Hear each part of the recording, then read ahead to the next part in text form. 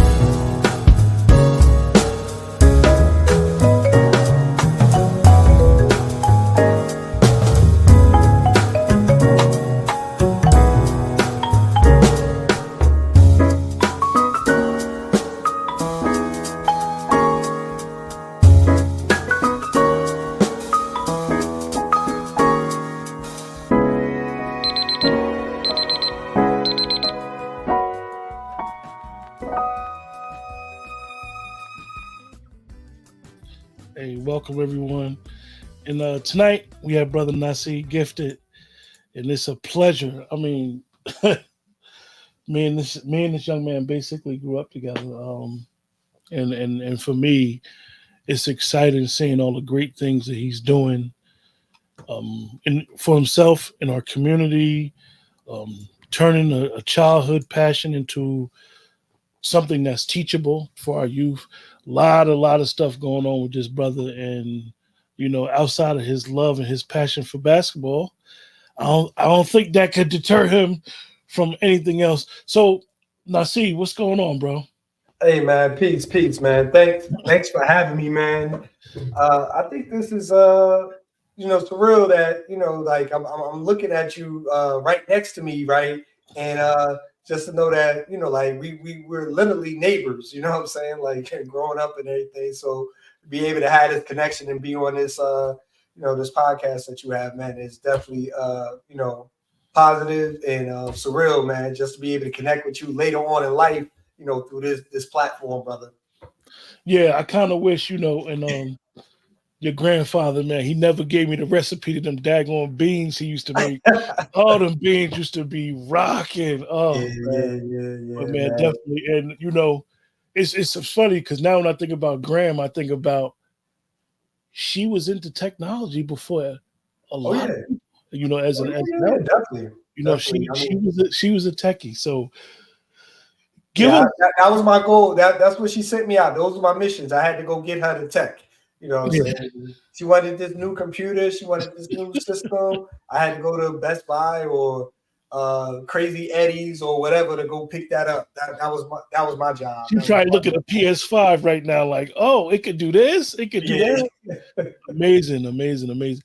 So let everybody know, some background about you, school, education, Well, yeah, peace, everybody. My name is Naseed Gifted. I would consider myself empowering Afrofuturistic visionary. Humble beginnings, born and raised in Newark, but ventured up into the hall, Vox Hall, where I met this good brother right here, during my high school years, and basically transitioned from becoming an engineer to an educator, and then also a writer of an Afrofuturism comic book series called P.B.Soldier and Jazen, The Rose That Grew from the Concrete, which set me off on a journey to travel across the country, talking about Afrofuturism, diversity, comics, and S.T.E.M.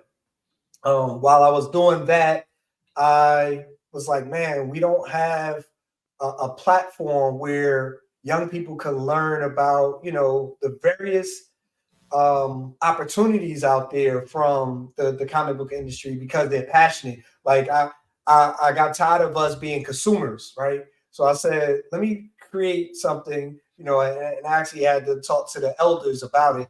Let me create something, local in Newark, and that was in 2015. And we created Khem Fest, where we celebrate Black animation, gaming, and comic book creators, and just been pushing forward with that. And now we're in our 10th annual, where we're going to be celebrating our 10th annual in Miami, Florida this year. April 21st through the 28th. So we're going to be doing a whole week. It's going to be a part of Miami Tech Week. Miami Tech Month, which we're going to have BiteCon, which is a part of Black Tech Week. So we're a part of that whole festival and everything. So I'm one of the founders of that actual festival, man.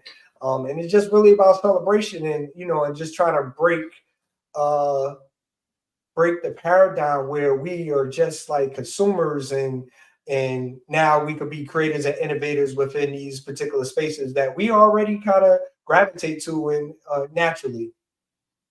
Yeah. So let me ask you, you most people here, graduated from engineering and then teaching. Like, what made you? Because let everybody know what engineering school you graduated from. I think most people don't realize it's a very prestigious university. Yeah, so I went to NJIT, New Jersey Institute of Technology, graduated with an electrical engineering degree, worked within the field. I worked at PSD&G, I worked at East Orange Water Commission before I transitioned into education. Part of my transition into education was by circumstance. Growing up, not really having a whole lot. I became a thousandaire in my early 20s, which was a lot of money for me at the time. Growing up, poor from single parent home and everything, but having loving parents and family. But when I actually had the opportunity, like when I was in college, I didn't get a chance to travel and do any things like that. So I stacked up a lot of money. And when I was stacking up this money, I was like, you know what? I'm gonna take a little hiatus. I'm gonna travel the world.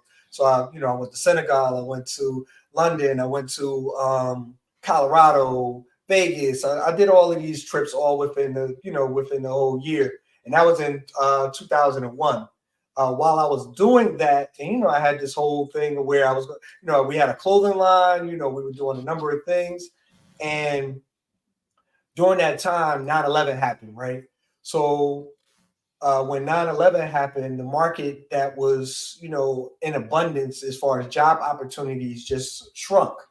And I was left out in the cold where, I was really transitioning, like after I was done with doing these, vacations and everything, I was going to look for another opportunity.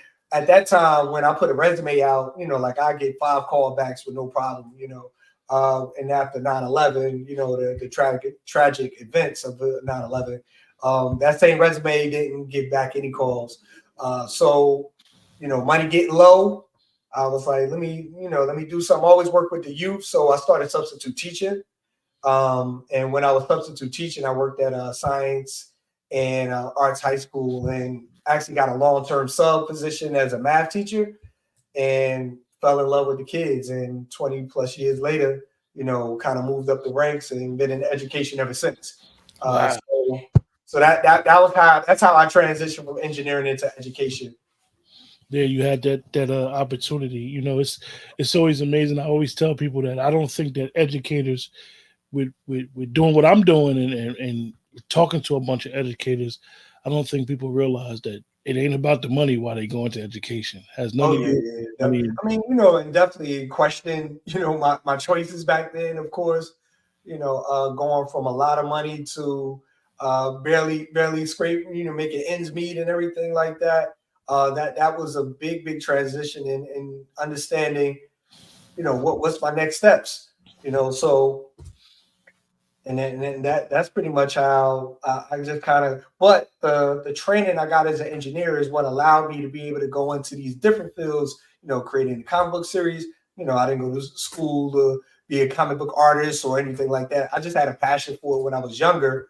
And that was in middle school. So me being a comic book creator really kind of started in middle school.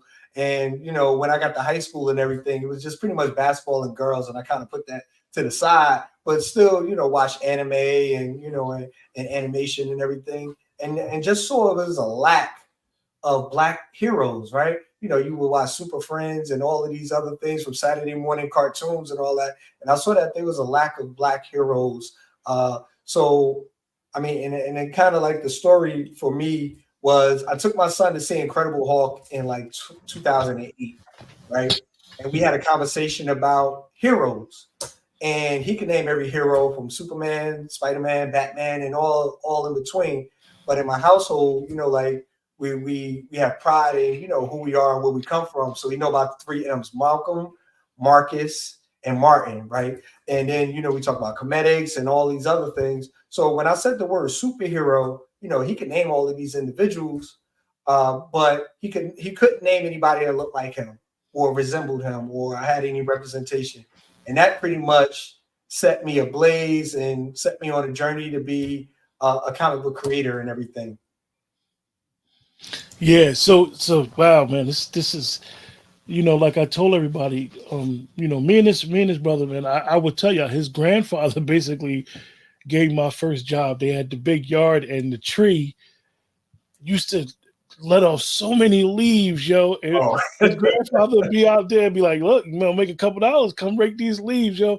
And you know, as a young kid, you just want to get that $5 to do something. yeah. And yo, it seemed like after 2 bags, I used to be so tired. So me and this brother, you know, I always say the first neighbors are basically your first family. And, you know, it's amazing. You know, I think about the times, even when, rest in peace, when his dad was living, his father always seemed to be like, what you reading? You got any books?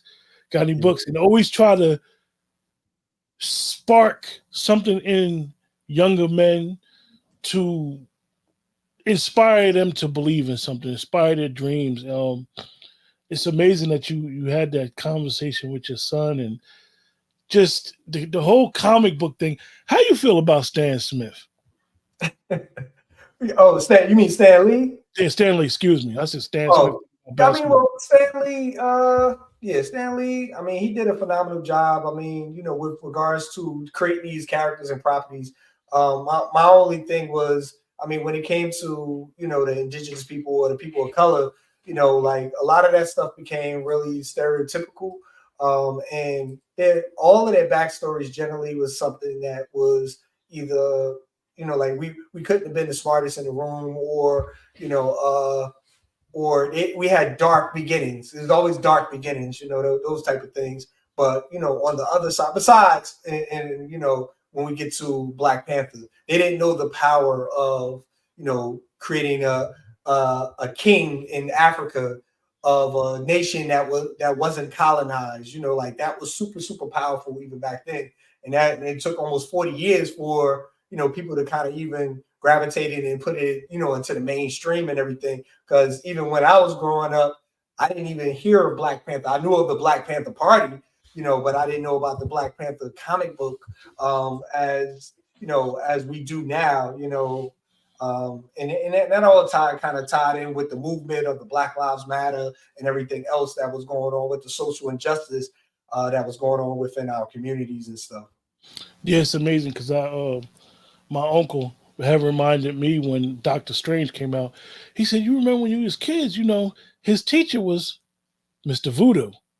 Oh, And a yeah, lot of yeah. people never, you know, unless you're into comic books, you'll know that these characters that they've made all this money on movies, most of it has a backstory to it. And oh, yeah. they never really talk about the backstory to it and how, like, for example, all these different Spider-Mans, they'll be like, why is Spider-Man, that Spider-Man different? That's because they were different sets of comics and so forth. So a friend of mine was telling me, bro, about something that you did for the kids during COVID to make sure that they got their diplomas. Oh, yeah. So we did the so I was the principal at Malcolm X Shabazz High School in Newark, New Jersey. And you know, we had young people who worked 4 years to earn their diplomas, man. And everyone's in the house and everything. Everyone's scared. Everyone, you know, didn't know really what to do. But we knew that these young people deserve some type of recognition. And I talked to the fellow principals and I was like, look, we're going to do a pop-up graduation. We assembled a team and we went to about 78 houses. And it's a funny story with that. So while we were doing that, we rented a flatbed from Home Depot. You know, I got a sponsor, one of the former principals of Malcolm X Shabazz. Shout out to Mary Bennett for her sponsorship and, you know, believing in the mission of what we were trying to do. Well, yeah, we rented a flatbed truck. We took a podium.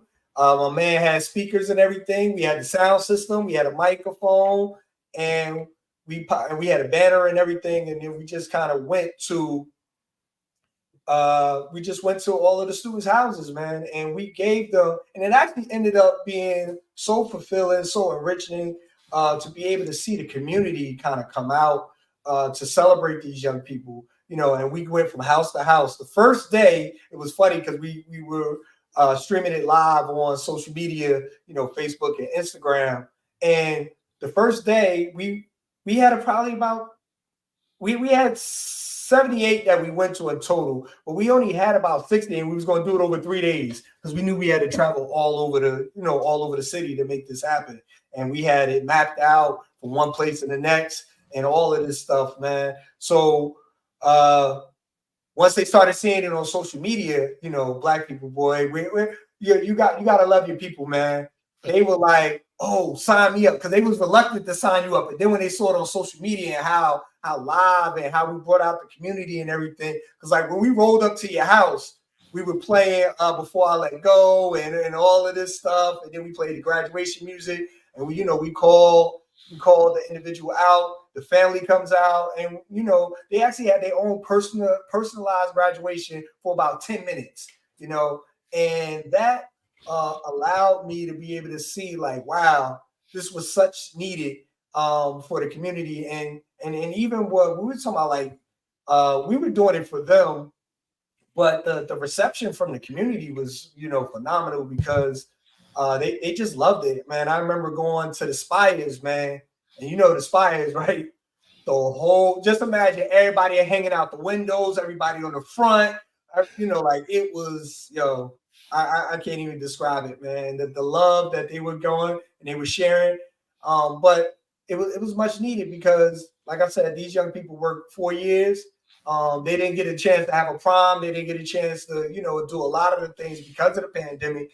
And we were just wanted to be able to do something to be able to touch their lives and show their accomplishment. So because at that time you was the principal of the doghouse. Yeah. And now you done made a transition. I got to put you on the spot, man. What's the best high school in Newark, New Jersey? Well, I mean, so from the stats, so I spent 16 years. So I spent 16 years at Central High School, right? So I got a lot of love and family there. That was like our community. I was in the doghouse where we were looking to build our STEM academies. I got to meet with the Ambassadorship Badge and do a number of things. But I was only there for 3 years, you know what I'm saying? So I didn't get a chance to do the impact, like that I wanted to. And now I'm at Science Park High School, which was actually where I graduated from. So, I got love for all 3 of them. But if you look at the stats, Science Park is, the number 1 school in Newark right now. But I got love for all 3 of these particular places because, like I built family in each one of those locations, man. Yeah, I don't want to, I ain't want to put you out there too much. Yeah, I know they're gonna crucify me at the, I still love the black and gold and everything, So got that right. Welcome to the dog, as they say, right? Yeah, man, if you could do one thing that could change the school system in this country, what would it be? Oh man, if I could do one thing to change the school system, I mean, I probably would do a number of things, but I would definitely give me 3. Give me 3. Give you 3. Well, one is, I mean, I know they're doing it at Westside High School, but definitely entrepreneurship, being and infuse that into the schools. I think that we take away the creativity of these young people because a lot of things are test driven, and to be able to take that creativity and, a test doesn't determine your destiny. And that's one of the things. I mean, a test is, one of the predictors and what they use as a matrix to see how successful a young person is at that moment in time. But I don't think it's the predictor of, how well you're going to do in life, right? But there's some skill sets. There's some things like as far as creativity. I like individuals, and this is one of the things I was creating. I created at Central High School and at Malcolm X Shabazz. But I created like a Shark Tank model where, like with our academies, we had a capstone, and they actually had to create a product or service, right? So regardless if they when they go to college and they, succeed or whatever they do, they have certain skill set. They kind of start working on their business model and everything that they can be able to pitch and just kind of build around that. I think that is super, super important for them to actually, understand how to do that. And then when we talk about generational wealth, so understanding, going deeper into the financial literacy piece, I think that is in history. I think history is a main component that is being, we do have the homicide bill, but it's not implemented at its fullest extent in all of the school systems. So I think that also needs to be reinvigorated and infused into the school system, because you don't know where you're going if you don't know where we've gone, and that is something that, and that's why we don't have a connection with what's going on today, because it's not real to them. It doesn't talk to the communities that we grow up in and everything. Yeah, we didn't even, nowadays I'm thinking about when we were in school, social media, and then nowadays you got to deal with a student that may not have their attention on what's going on during school, but they're so focused on social media, and really they could be looking at social media as a means of making money. And you could be looking at them like, look, no, you can't be doing that while you're in school. But they're like, look, this is going to benefit me when I get out of school, and this is benefit me now. So I can, and that's why I say that, like the whole entrepreneurship pathway, because then that they will learn how to build a business plan, and understand about scaling, understand how to create a marketing plan, a production plan, all of those different facets of creating their own business. And even if they so-called fail, because I have a philosophy like you fail early and often, because you have to learn, and that's how we learn. Like we learn through failure, but it's the perseverance and being able to get back up and do all of these things and everything, which allows you to be able to kind of push through it, and actually ends up being what we see as the major predictor of success. Any successful entrepreneur and everything has probably failed at 5 or 6 businesses before they actually, struck it, big with this one particular business that they, venture that they've been doing and everything. And that's because along the way, through the experiences and everything, they've been learning, So let everybody know about, this is the link, everybody, that I put on the screen just now. Let everybody know about the podcast. Okay. So I mean, you talking about the podcast. Oh yeah, the podcast. So the Future is Black, podcast, which we just started this year, January. In January, we are pretty much talking about Afrofuturism and tech, man. So once again, that kind of ties into our whole mission of, empowering Black and Browns to be the next generation of technology leaders. And then there's a ton of opportunities, STEM opportunities within. And for those who don't know, STEM is science, technology, engineering, and mathematics. And then STEAM, science, technology, engineering, art, and mathematics. There's a ton of opportunities. We make up less than 5% as Black and Browns of the STEM fields, which is also the largest growth market, over the next 10 to 20 years. I know you've been hearing about AI and all of these other opportunities, but the various things that we consume on a daily basis, when we talk about, movies, we talk about animation, we talk about games, gaming and everything, those are opportunities that our Black and Browns, we consume at a high clip, but we are not the creators and innovators within this industry. And that's kind of like a lot of the topics that we kind of get into to be able to educate people about the different opportunities that come within this. And then how do you even get started? Because, we don't grow up next to animators or game developers or anything like that. But want to be able, because of, my traveling around the country, doing the comics and everything, I run into all of these people. And then I just think about, when you think about a Disney Pixar film or anything like that, think about the credits, right? Just think about the credits. Those are thousands of job opportunities that's out there that us Black and browns do not don't even know about, right? And some of them are technical, some of them require degrees, some of them just require a certain skill set, but we're not at the table and we don't know enough about the industry to be able to even be invited to the room. So that's where, you know, the Future is Black podcast kind of come in, where we try to become a medium where people can understand and know about these different things that's going on, and then be able to use that. So when you're yelling at your kid about playing a game, you know, which is something that I did with my kid, that I need you to kind of flip the conversation of, how about you create that game? How you go about that? You know, instead of being on the phone and doing social media, how do you go about creating an app? You know, a lot of people don't know that to put an app on the App Store is about $199, right? You know, so you could develop the app, and they actually provide the developer tools for free. You know, and you can learn that from YouTube University. You got High School High on YouTube, High School Video Game University Video Game University on Academy, on YouTube and everything, where you can learn how to start, you know, learning how to develop games and everything, and with Unity and Unreal Engine and all these other things. But the main purpose, of course, is, like I said, to just kind of change that paradigm.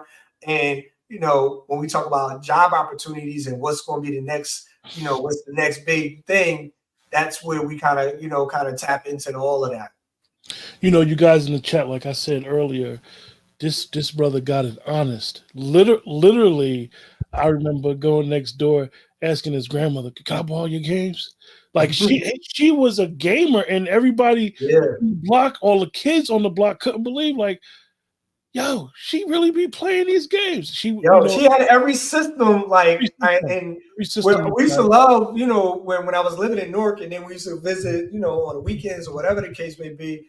I used to love going up there, you know, because she had all of the hot game systems and everything, you know. And for those that don't know, we're talking about Atari, when it first came out.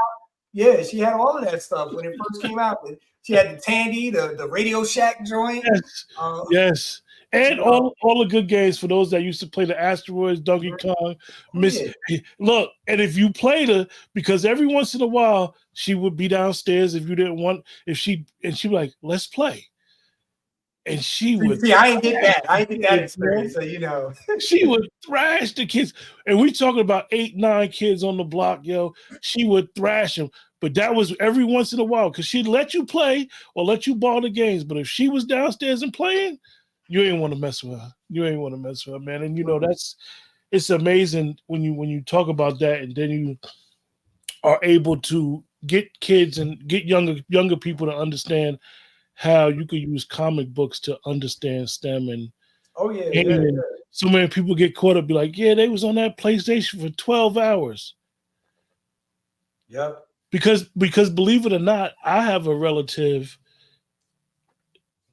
that learned how to fix cars from Gran Turismo. Oh, wow. Wow. That's what's up. Yeah. I mean, and that's what they're using nowadays. I mean, they're using the Metaverse. They're using all these different platforms to be able to activate learning. I mean, and that's what we kind of did with the comic book series, is just pretty much not be ever.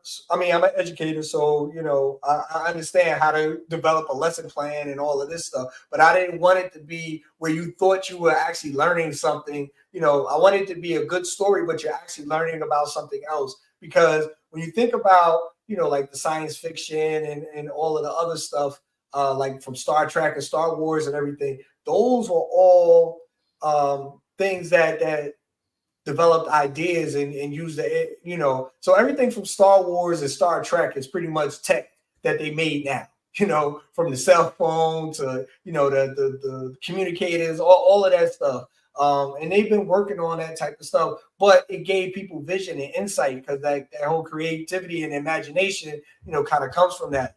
You know, even the Back to the Future hoverboard and everything, they have that actually available for people. It's not as safe as people want it to be at the moment for, you know, mass consumer consumption, but it's actually out there, you know. So, all of these things are, just been activated from some other places, and now they take that and make it real. Well, let the audience know how they can get in touch with you, and what you got going on, and what's next on the agenda, man, and how just a common person could come support the projects that you're working on. Yeah, so we have a couple of projects that's going on. We actually have our first animated short film that's coming out, P.B.Soldier, Blacklisted. We are in post-production of that. We are about a month or two away with that. I wanted to be closer because I wanted to make sure we make some of the film festivals. And then we actually have Jazen, the Afrofuturism experience that's going to be happening in October. And then April, we got Khem Fest. So Khem Fest in Miami, where we're going to have the Wakanda Ball, BiteCon.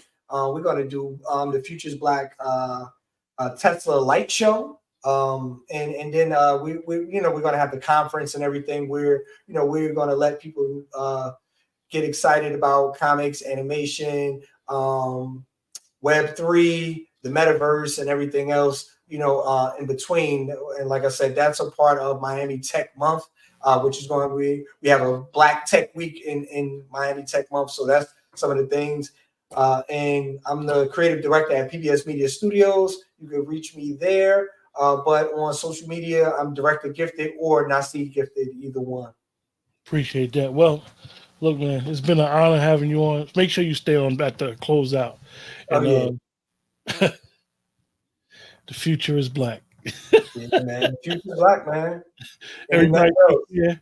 And the reason that we actually did that piece is because, if you ever looked at any science fiction or anything, when they talk about the future, they eliminated Black people. You know what I'm saying? So we have to let people know that the future is black, and we're here to stay.